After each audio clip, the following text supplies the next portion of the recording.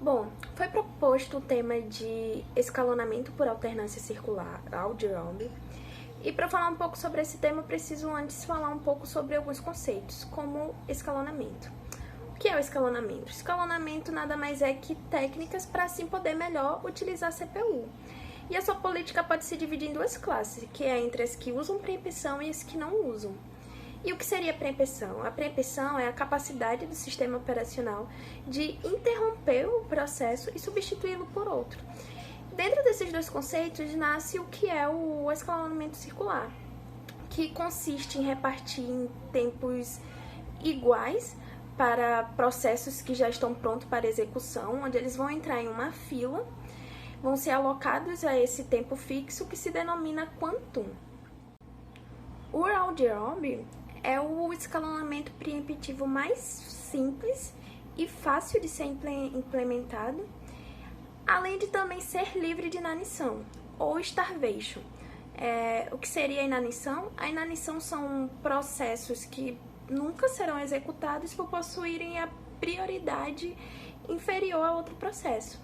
Como o Alder-Rombly não trabalha com prioridades, todos os processos terão o mesmo tempo para serem executados, então é livre de acontecer a inanição. Como se dá o funcionamento do Alder-Rombly?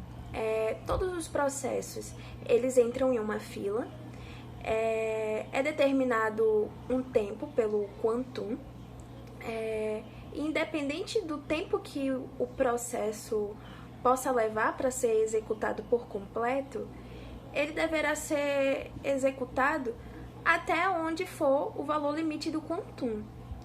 Se o valor do quantum se esgotar e o processo ainda não tiver sido executado por completo, ele retorna à fila e assim continua até que todo o processo seja executado. Um exemplo que pode facilitar no entendimento do funcionamento do Alder-Rombly, digamos que você está em uma fila de lotérica, tem você e mais uma pessoa na fila, e nessa lotérica só pode pagar até 3 contas, sendo que você possui 6 contas e a pessoa que está atrás de você possui 4 contas. É a sua vez, você paga as 3 contas, sobra 3. Então você volta para o final da fila, o próximo paga as 3 contas, consequentemente vai ficar restando uma, já que ele tinha 4, e ele volta para o final da fila.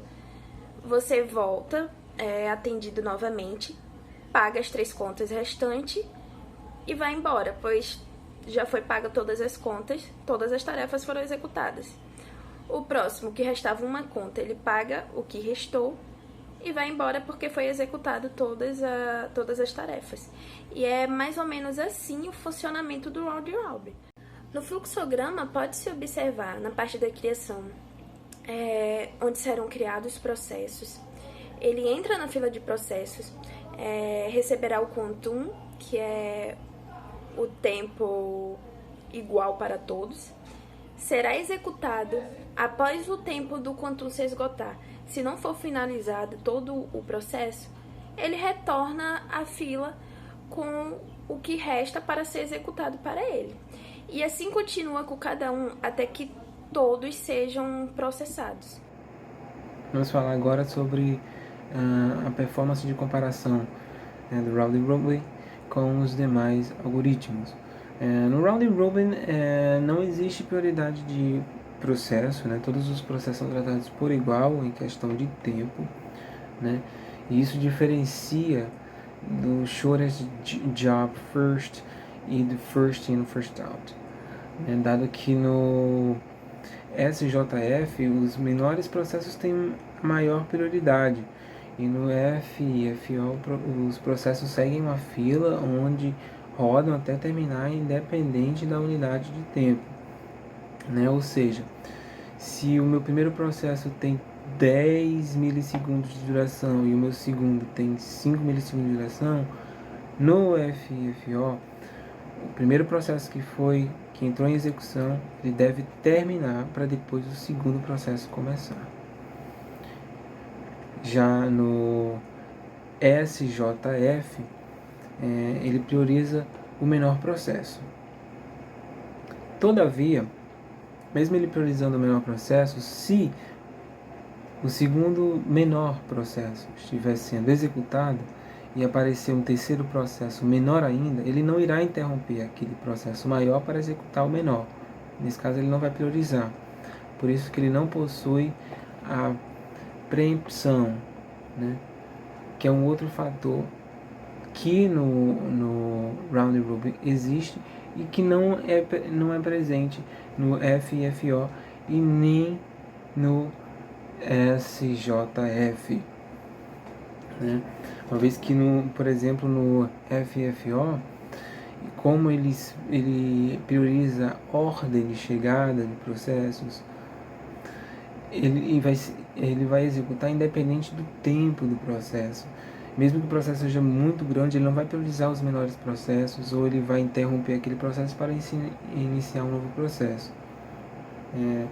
Porém, no caso do SJF, existe uma outra maneira que também pode ser possível usar a preempção nele, que é no caso do SRTF, ou Shortest Remaining Time First.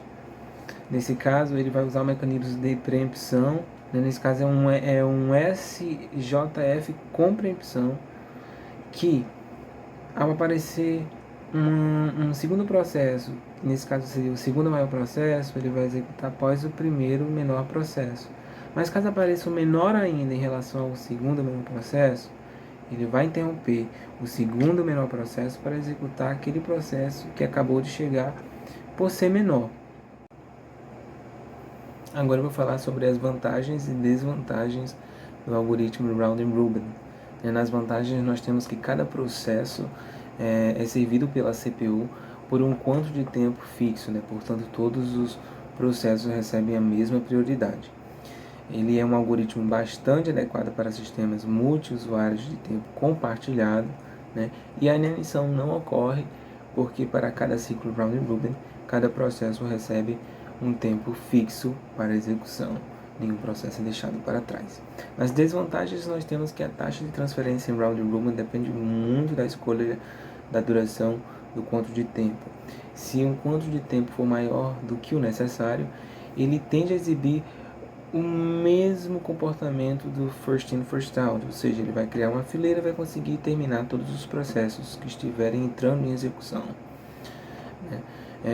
Se o quanto de tempo for menor do que o necessário, o número de vezes que a CPU muda de um processo para outro aumenta, né? E isso leva à diminuição da eficiência da CPU. O Round Robin apresenta dois problemas principais. O primeiro deles está relacionado ao dimensionamento do quanto, que são as fatias de tempo. Para mudar de um processo para o outro, é necessário uma certa quantidade de tempo, e isso nós chamamos de troca de contexto. Ou seja, quando nós temos um quanto muito pequeno, o processador ele vai passar mais tempo fazendo essa troca de processos do que executando as instruções. Por exemplo, se nós temos um quanto que está programado para ser de 20 milissegundos e a troca de processos gasta um tempo de 5 milissegundos, nós vamos ter, ao total, 25 milissegundos de troca de processo e execução de instrução. Ou seja, foram gastos 20% desse tempo só para fazer uma troca. E isso é um custo muito alto para a CPU, para não ser gastos fazendo instrução. Então, para a gente solucionar esse problema, a gente deve aumentar a quantidade do quanto para melhorar a eficiência da CPU. O segundo problema do Round Robin é que os processos I/O-bound eles são prejudicados porque nem sempre eles conseguem gastar todo o seu quanto, porque eles ficam mais tempo esperando a entrada e saída do que usando o processador em si. E para solucionar esse problema, foi proposto um mecanismo adaptativo chamado escalonamento circular virtual. O que acontece? No escalonamento circular, existe uma fila de processos. O escalonador, ele pega um processo, executa durante o seu quanto, e ao terminar, ele vai selecionando os processos que estão em seguida. Já no escalonamento circular virtual, quando o escalonador ele pega um processo e esse processo é I/O bound, ele vai enviar esse processo para uma fila auxiliar, que ele fica lá esperando, ele fica bloqueado, até que sua requisição seja atendida. Quando ela é atendida, ele vai diretamente para o escalonador, ele não precisa voltar para a fila normal. Ou seja, os processos que estão na fila auxiliar, eles têm preferência em relação aos que estão na fila normal. E o escalonador, ele só vai pegar um processo da fila normal quando a fila auxiliar estiver vazia. Ou seja, isso vai melhorar o atendimento aos processos de ironbound.